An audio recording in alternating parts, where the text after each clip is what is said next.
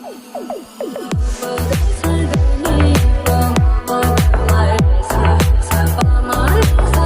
To channel. இன்னைக்கு நம்ம என்ன பார்க்க போறோம்னா, பரந்தூர்ல நம்ம விஜய் சார் போய் பேசியிருக்காரு. அந்த வீடியோ தான் பார்க்க போறோம். விஷயம் உங்களுக்கு தெரியும், 3 வருஷமா அந்த விவசாயிங்க போராடிட்டு இருக்காங்க.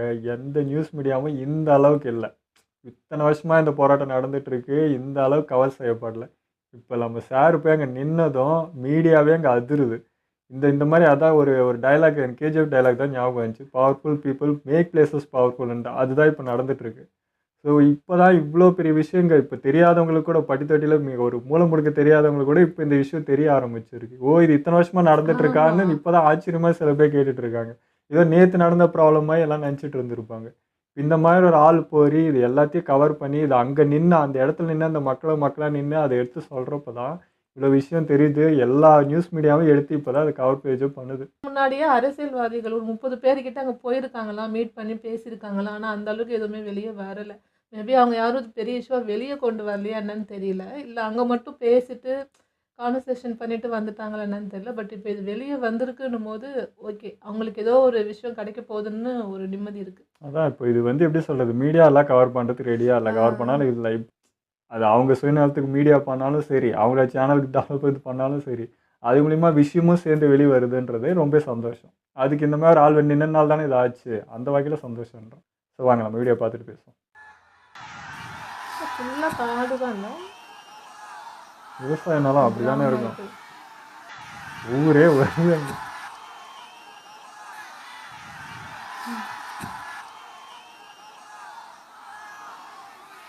ஃபுல்லாக தென்னந்தோப்பு அப்படிதான் இருக்கு.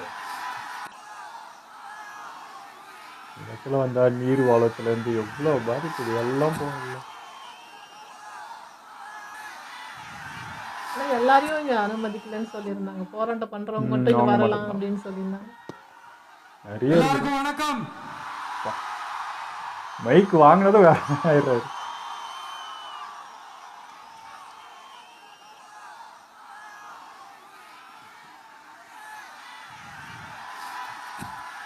கிட்டத்தட்ட ஒரு 910 நாட்களுக்கு மேல உங்க மண்ணுக்காக போராடிட்டு இருக்கீங்க.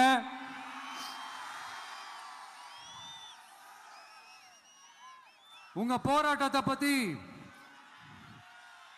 ராகுல்னு ஒரு பையன், சின்ன பையன் பேசினதை நான் கேட்டேன். அந்த குழந்தையோட பேச்சு மனசு ஏதோ செஞ்சிருச்சு. உடனே உங்க எல்லாரையும் பார்க்கணும்னு தோணுச்சு, உங்க எல்லாரையும் கூட பேசி ஆகணும்னு தோணுச்சு.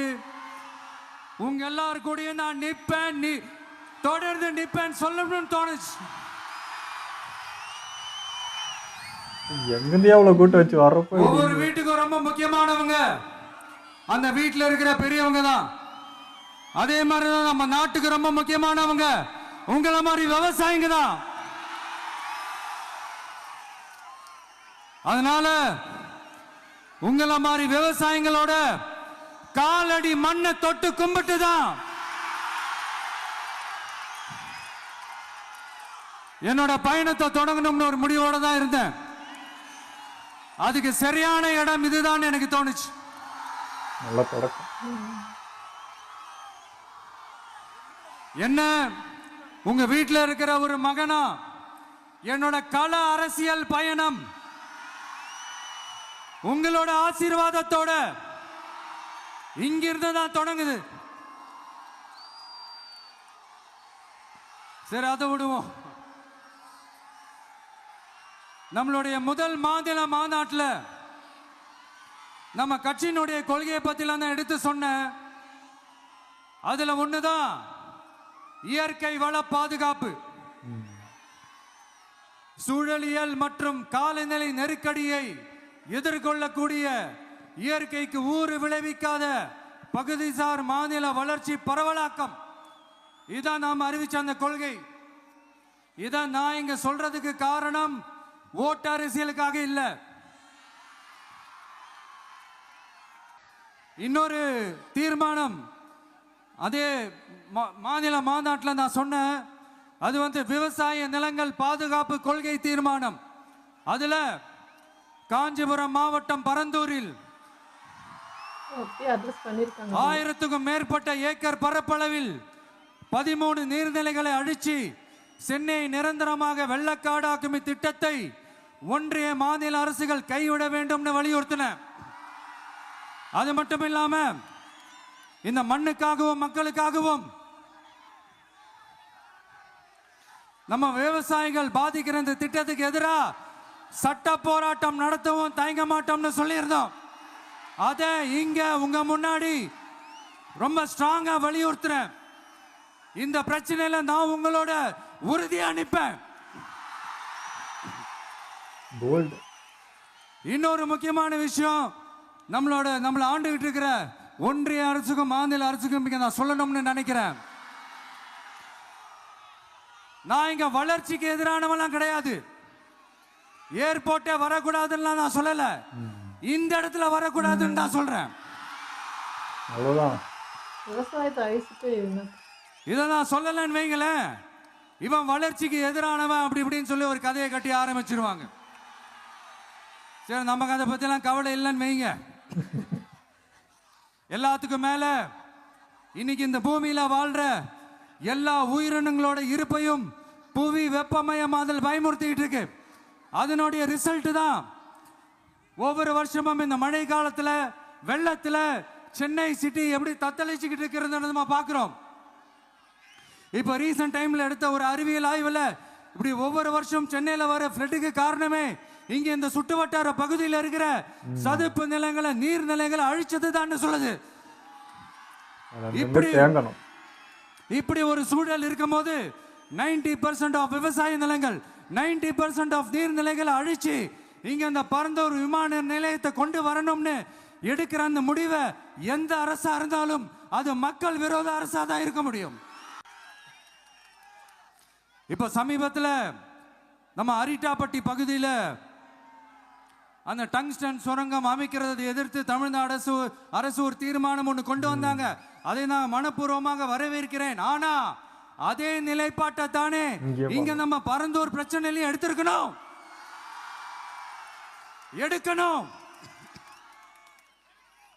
எப்படி அரிட்டாப்பட்டி பகுதி மக்கள் நம்ம மக்களோ அதே மாதிரி தானே பரந்தூர் மக்களும் நம்ம மக்கள். அப்படித்தானே ஒரு அரசாங்கம் யோசிக்கணும்.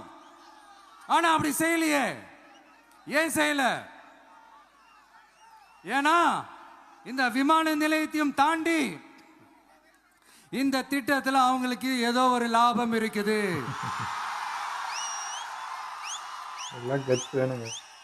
அத நம்ம மக்கள் தெளிவா புரிஞ்சு வச்சிருக்கிறாங்க. நம்மளுடைய ஆட்சியாளர்களுக்கு ஒரு சில கேள்விகள். நீங்க எதிர்கட்சியா இருக்கும் போது 8 வழிச்சாலையை எதிர்த்தீங்க, அந்த காட்டுப்பள்ளி துறைமுகத்தை எடுத்தீங்க. அதே தானே இங்கேயும் அதே நிலைப்பாடு தானே இங்கேயும் எடுக்கணும். அது எப்படி நீங்க எதிர்கட்சியா இருக்கும் போது விவசாயிகளுக்கு ஆதரவு, ஆளுங்கட்சியா இருக்கும் போது விவசாயிகளுக்கு எதிர்ப்பா? இது எனக்கு புரியலையே.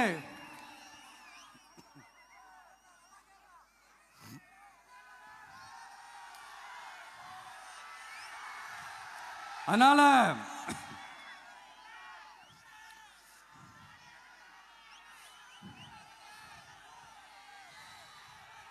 இனிமேலும் சொல்றேன், உங்க நாடகத்தெல்லாம் பார்த்துக்கிட்டு மக்கள் சும்மா இருக்க மாட்டாங்க. நீங்க உங்களோட வசதிக்காக அவங்களோட நிக்கிறதும் அவங்களோட நிக்காம இருக்கிறதும், நாடகம் ஆடுறதும் நாடகம் ஆடாம இருக்கிறதும், அது சரி, நம்புற மாதிரியே நாடகம் ஆடுறதுல தான் நீங்க கில்லாடிங்களாச்சு. அதையும் மீறி நம்ம விவசாயிங்க உங்க போராட்டத்துக்கு எதிராக போராடினாங்கன்னா பிரச்சனை தான். அதனால இனிமேல் உங்க நாடகத்தை பார்த்துக்கிட்டு மக்கள் சும்மா இருக்க மாட்டாங்க. உங்களோட இந்த விமான நிலையத்துக்காக நீங்க ஆய்வு செஞ்ச இடத்தை மறு ஆய்வு செய்யணும்னு ஒன்றிய அரசுக்கும் மாநில அரசுக்கும் நான் கேட்டுக்கிறேன். விவசாய நிலங்கள் இல்லாத இந்த பாதிப்புகள் குறைவா இருக்கிற இடங்களா பார்த்து உங்களுடைய விமான நிலையத்தை கொண்டு வாங்க. வளர்ச்சி தான் மக்களை முன்னேற்றம். ஆனா அந்த வளர்ச்சின்ற பேர்ல நடக்கிற அழிவு மக்களை ரொம்பவே பாதிக்கும்.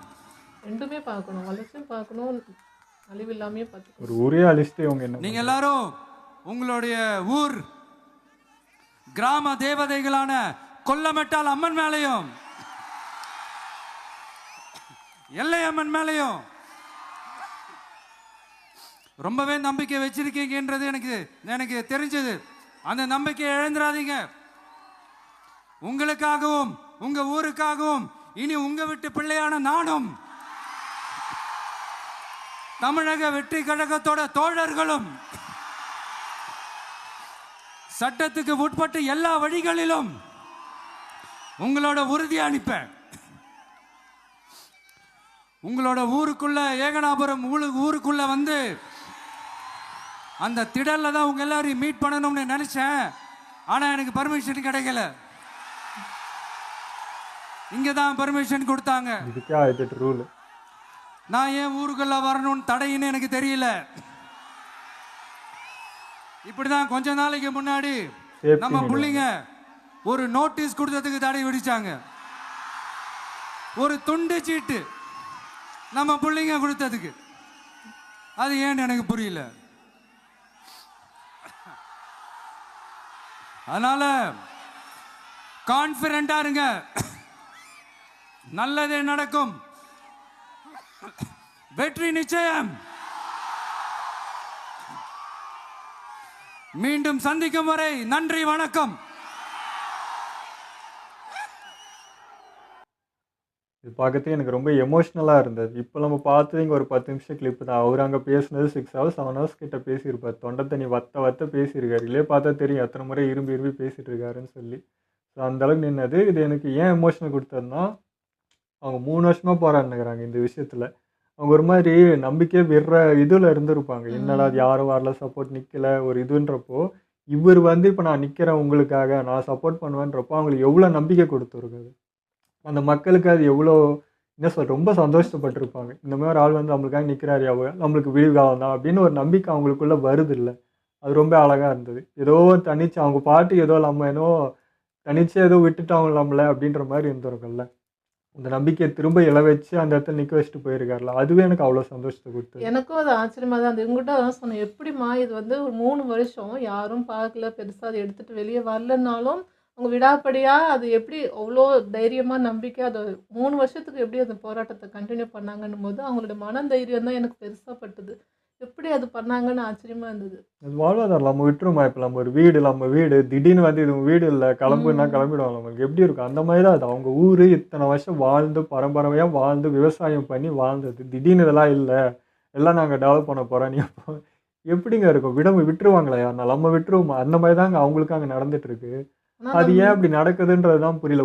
ஒரு ஊரையே அழிச்சிட்டு அதுக்கப்புறம் அதில் நாங்கள் வளர்ச்சி கிரியேட் பண்ணோம். வேறு இடம் இப்போ இடமா இல்லை, எவ்வளோ இடம் இருக்குது. இங்கே இருக்க தண்ணி வளத்துலேருந்து விவசாயம் மொத்தம் போய் என்ன பண்ண போகிறோம்?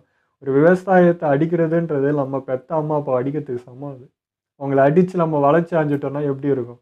யாருன்னா இது நம்மளை பார்த்து என்ன பெருமைப்படுறதுக்கு இருக்கா? இல்லை, அதே மாதிரி தான் இந்த விஷயமும் இருக்குது. வேறு இடம் சூஸ் பண்ணி அது வந்து யாருமே இது வேணான்னு யாரும் தடுத்துடல.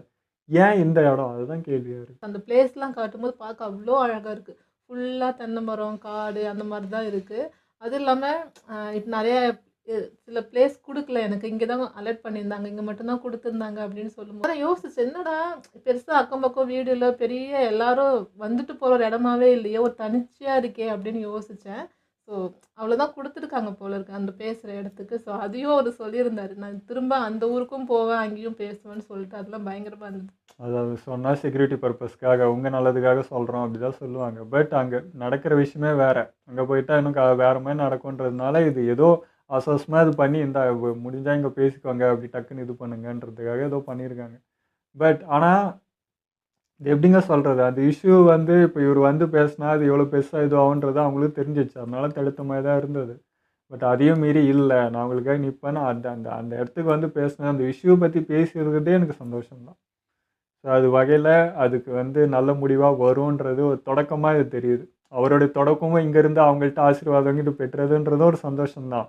இந்த விஷயத்தில் இது ஒரு பெரிய இம்பேக்ட் கொடுக்குன்றதும் ஒரு சந்தோஷம்தான். எல்லாமே சந்தோஷம்தான். அது அப்படியே நடக்கணும், அது பாசிட்டிவாக முடியணுன்றது தான் எங்கள் வேண்டுதலாக இருக்குது. இன்னொன்று அந்த வெப்பமயமாக்குதல்னு சொல்லியிருந்தால அது நான் பர்சனலாக ஃபீல் பண்ணி ரொம்ப வேதனைப்பட்டிருக்கேன். ஏன்னா எங்கள் ஊரில் வந்து நான் இருந்த வரைக்கும் அப்படி ஒரு வெயில் பார்த்ததில்ல. அவ்வளோ சூப்பராக இருக்கும். நான் நான் ரொம்ப அதாவது எங்கள் மேரேஜ் ஆகி அதுக்கப்புறம் எங்கள் ஊருக்கு போகிறேன். அப்படி ஒரு வெயிலுங்க. என்னால் அது நம்பவே முடியல. எனக்கு ரொம்ப புதுசாக இருந்தது. நான் எங்கேயோ இருக்கோமா, இது என் ஊராங்கிற ஒரு கேள்வி எனக்கு வந்துச்சு. நான் யோசிச்சே போனேன். எப்படி இருந்தது என்ன இப்படி மாறி இருக்கு அப்படின்ட்டு. நான் வந்து சென்னையிலயும் இருந்திருக்கேன், வேலூர்லயும் இருந்திருக்கேன். அங்க கூட நான் இவ்ளோ வெயில் பார்க்கல. அங்கருந்து இந்த ஊர்ல இருந்தவங்க என் கூட வரும்போது கூட, "என்ன இது இப்படி இருக்கு? என்னால தாங்கவே முடியலையே! நம்ம ஊர்ல கூட இப்படிலாம் இல்லையேன்னு" சொல்லியிருக்காங்க. ஸோ அந்த அளவுக்கு ஒரு வெயிலு. அதுவும் எங்க பஸ் ஸ்டாப்லாம் வந்து அவ்ளோ சூப்பரா இருக்கும். அங்க மரமே சுத்தமா இல்ல. எல்லாத்தையும் வெட்டிட்டாங்க. ஸோ அதெல்லாம் பார்க்கும்போது என்னால தாக்கு பிடிக்க முடியல அந்த ஊர்ல. எனக்கு அது ஒரு மாரி ரொம்ப கஷ்டமா இருந்தது. ஏன் இப்படி ஆயிடுச்சு அப்படின்ட்டு. ஸோ என்னால ஃபீல் பண்ண முடியுது. அது எப்படி இருக்கும்? நம்ம ஒரு நாள் இவ்வளோ நாள் இங்க இருந்திருக்கோம். இவ்வளோ ஃபீல் பண்ணியிருக்கோம். பட் இப்ப அப்படியே மாறி இருக்கேன்னும்போது உண்மையாவே ரொம்ப கஷ்டமா இருந்தது. ஏன்னா இவங்க வாழ்ந்த ஊர்ல எப்படின்னா, இப்போ வீடு இருக்குன்னா பின்னாடியே குளம், அந்த மாதிரி நீர்நிலை அப்படி இருந்தவங்க. இருந்துச்சு. அது இன்னொரு ஊருக்கு வரப்போ தான் அவங்களுடைய ஊர் பெருமையே தெரியுது. "டேய் நாங்கலாம் தண்ணிக்கு உள்ள நின்னதே கிடையாது. எங்கன இங்க இப்படி இருக்கு?" அப்படின்னு பார்த்தவங்க. அப்படி இருந்தவங்க அவங்க ஊருக்கு போனா, அவங்க நிலைமை அப்படியே மாறிடுமோன்ற பயம் வந்துருச்சு. என்னடா இது இதே மாரி இங்கேயும் இருக்கு. ஏன்னா ரோடு எல்லாமே இவங்க சொன்ன மாரி பச்சை பசேல்னு அப்படி இருந்தது. 2 பக்கம் மரம் காணோம். வெறும் ரோடு தான் இருக்குது. கரெக்ட்டு. பளிச்சுன்னு அடிக்குது வெயிலு. அப்போ அவங்களுக்கு அந்த இதே மாரி தான் நம்ம ஊரும் மாறிடுமா? எப்படி இருந்தது இப்ப இப்படி மாறிடுமா? இது வளர்ச்சியா? இது என்னடா இருக்கிறது போற மாரி தானே இருக்குன்னு அவங்க ஃபீல் பண்ணுது. அந்த மாரி ஃபீல் தான் இங்கேயும் குடுக்குது. இவ்வளோத்தையும் அழிச்சுட்டு அங்க இருந்த எல்லாத்தையும் அந்த ஒரு விவசாயம் அங்க இருக்கு நீர்நிலை மொத்தம் போச்சுன்னா எப்படி இருக்கும் பாருங்களேன். ஃபுல்லா அனல் தான் கட்டும். அது எனக்கு என்னன்னா, நான் வந்து போயிட்டு ஒரு 2 நாள், 3 நாள் அது ஃபீல் பண்ணல. போய் இறங்குனதும் நான் அது ஃபீல் பண்றேன். அவ்ளோ வெயில். அப்படி இருக்கு என் ஸ்கின்ல அது படும்போது. அது எனக்கு ரொம்ப புதுசா இருந்துச்சு. அத என்னால ஏத்துக்கவே முடியல. இப்போ வரைக்கும் நான் அதான் சொல்லிட்டு இருப்பேன். "டேய் எங்க ஊர்ல எப்படி இருக்குன்னு தெரியுமா? இன்னும் இப்படி ஆயிடுச்சு, மாறிடுச்சு. என்னால அங்க நம்பவே முடியல" அப்படின்னு புலம்பிட்டே இருப்பேன் நானு. ஸோ இப்போ விஜய் சார் சொன்னது அதுதான். இப்போ சென்னை நோக்கி அவ்வளோ தண்ணி நிக்குதுன்னா, அங்க வர தண்ணி அது எல்லா ஊர்ல இருந்தும் ஒரு நீர்நிலை போணும். அது விவசாய நிலத்துக்கு அங்கங்கன்னு அது பார்ட்டிஷன் பண்ணி போகும் அந்த தண்ணி. அங்கங்க தேங்கி நிக்கணும். அப்பதான் அது அவ்வளோ தண்ணியும் போய் ஒரு இடத்துல போய் அப்படி கும்பலா நிக்காது. ஆனா இங்க என்ன பண்றோம்? எல்லாத்தையுமே நம்ம வந்து வளச்சுன்னு வளச்சுன்னா, மொத்த தண்ணியும் போய் எங்க ஊருக்குள்ள தான் நிக்கும். அதுக்கு நீங்க எந்த வழியும் பண்ணல. இதுக்கு ஒரு கவிதை கூட சூப்பரா ஒருத்தர் எழுதியிருந்தாரு. அந்த கவிதை நான் கிடைச்சா சொல்றேன். அதோடைய இடத்த நம்மலாம் அடைச்சிட்டு, இப்ப அது எங்க போறதுன்னு தெரியாம ஊருக்குள்ள வந்து போராட்டம் பண்ணுகுதுன்னு ஒரு கவிதை ஒரு லைன் எழுதியிருந்தாரு ஒருத்தர். சூப்பரா இருந்தது. அதான் உண்மை. அது தேடுது தன்னோட இடத்த. இல்ல எங்கடா என் இடம்னு சொல்லிட்டு நம்மகிட்ட கேட்குது வந்து. ரோட்ல வந்து மறியல் பண்ணுது. அதான் இங்க நடந்துட்டு இருக்கு. ஸோ அதோட இடத்தெல்லாம் நம்ம அழிச்சிட்டு இது ஏன் தண்ணி இங்க வருது? ஏன் வருதுன்னா நம்ம தான் அழிச்சது எல்லாமே. எல்லா இடத்துலயும் எல்லாத்தையும் எல்லா விவசாய இடத்தையும், நல்லா நீர்நிலை தேக்க இடத்தையும், குட்டையும், குளத்தையும் எல்லாத்தையும் அழிச்சு நிக்க வச்சா என்ன நடக்கும்? இதுதான் நடக்கும். ஒரு சிட்டி வளர்ச்சின்னா, சுத்தி அந்த கிராமம்லாம் இருக்கனால தான் சிட்டி வந்து சேஃபா இருக்குன்னு தான் சொல்லணும். சிட்டில இருக்க நீங்க உள்ள இருக்கிறதாச்சும் சிட்டி உருவாகுது அதெல்லாம் ஓகே. பட் உள்ளுக்குள்ள தண்ணி வரக்கூடாது, இது வரக்கூடாது, எந்த இதுவும் ஆபத்து வரக்கூடாதுன்னா, சுத்தி இருக்க கிராமம் தான் அதெல்லாம் ப்ரொடெக்ட் பண்ணுது. விவசாயம் தான் ப்ரொடெக்ட் பண்ணுது சொல்லப்போனா. அதே அழிச்சுன்னு இருந்தீங்கன்னா, இன்னும் தண்ணி இப்போ இந்த அளவுக்கு வருதா, நாளைக்கு வந்து பில்டிங் முழுகுற அளவுக்கு தண்ணி வரும். எல்லாத்தையும் அழிச்சிட்டே இருக்கும் வளர்ச்சின்ற பேர்ல. அதுவும் இருக்கணும், வளர்ச்சியும் இருக்கணும். மத்த நேரம்லாம் பண்ணலையா? அவங்கனால எப்படி முடிஞ்சது? அவ்வளோதானே. நீங்க எத பத்தியும் கவலைப்படாம, இன்னைக்கு இன்னைக்கு நிறுவனம் பத்தி தான் பார்க்குறீங்க. அடுத்து 10 வருஷம், 20 வருஷம் கழிச்சு இதோட இம்பாக்ட் தெரியும். அப்போ வேதனைப்பட்டு ஒண்ணுமே இல்ல. இதெல்லாம் திரும்ப ரீகிரியேட் பண்ண முடியாது. பில்டிங் இதெல்லாம் நீங்க இடிச்சு கட்ட முடியும். விவசாயம் அப்படியா? மண் வளம் அப்படியா? அது போச்சுன்னா போனது தான். திரும்பலாம் எடுத்துட்டு வர முடியாது. எவ்வளோ கஷ்டம் அது. வெளியூர்ல இப்போ வெளிநாட்டுல இருக்கிறவங்களாம் ஒரு விவசாயம் பண்ணா எவ்வளோ கஷ்டப்படுறாங்க. அதுதான் காரணம். நம்மளுக்கு அந்த மண் வளம் அவ்வளோ பெரிய கிஃப்ட் அது. அத அழிச்சுட்டு நம்ம ஒண்ணு ஒண்ணும் பண்ணிட்டு இருக்கோம் அப்படின்னா, நாளைக்கு இன்னொருத்தர் கையேந்துற நிலைமைக்கு வருவோம். நம்மளே வச்சிருந்த எல்லாத்தையும் நம்ம ஏன்டா கையேந்தணுன்ற மாரி நாளைக்கு யோசிக்க ஆரம்பிச்சு ஒரு பிரயோஜனமும் இல்ல. அது இன்னைக்கு யோசிக்க இன்னைக்கு தடுக்க ஆரம்பிக்கணும். எதுவுமே வேணான்னு சொல்லீங்க. ப்ராப்பரான இடத்துல பண்ணலாமே. அது ஏன் அழிச்சுட்டு பண்ணணுன்றது தான். எம்ப்டி பிளேஸே இல்லையா? வேற பிளேஸே இல்லையா? இங்க தான் பண்ணணுமா? அது ஏன்றது தான். அப்ப இருந்தவங்க எப்படி இதெல்லாம் பாதுகாக்கிறதுக்கு ரொம்ப பாடுபட்டு போராடியும் நமக்கு எல்லாத்தையும் குடுத்துட்டு போனாங்களோ, இப்ப அத எல்லாத்தையும் விட்டு குடுத்துட்டு, இல்லாம பண்றோமேங்கிற ஒரு கில்ட்டி எப்பவுமே இருக்க தான் செய்யுது. ஸோ இத பத்தி பேசினா பேசிட்டே போலாங்க. அது இப்ப நம்ம பேசி இது ஒண்ணும் இல்ல. இவ்வளோதான் பேசினாலும் அங்க மாற்றம் வரலன்னா நம்ம பேசுறது ஒரு யூஸும் இல்ல. அவங்களுக்கு விடிவு காலம் வரணும் அவ்வளோதான். இத்தன வருஷம் போராடிட்டாங்க. அவங்க நிம்மதியா வாழணும்ல. ஒரு டே லைஃப் அவங்க வாழாம டெய்லியும் உட்காந்து போராட்டம் பண்ணிட்டு அப்படியே இருக்கிறாங்கன்னா, அவங்க மனநிலை எப்படி இருக்கும்? ஒரு ஒரு நாளும் இது எப்படா முடியும்னு அவங்க ம். காத்துட்டு இருக்காங்க. அதுக்கு ஒரு ஆன்சர் பண்ணிட்டா நல்லா இருக்கும்ன்றது. அப்பதான் திருப்தியா இருக்கும். ஒரு விவசாயி அங்க வந்து நிம்மதி அடைஞ்சா கூட, இங்க நெறைய பேருக்கு அது நிம்மதி குடுக்கும். அது ஃபீல் பண்ணா தான் புரியும். அதே மாரி தான் இங்க ஒரு 13 கிராமம் சேர்ந்து போராடினதுன்னா, அதோட இம்பாக்ட் என்னன்றது தெரியணும். வேறு இடம் பார்க்கலான்றது தான். வேறு என்ன சொல்கிறதுன்னு தெரியல. அதுக்கு மேலே பேசினா எமோஷன் தான் ஆகுது.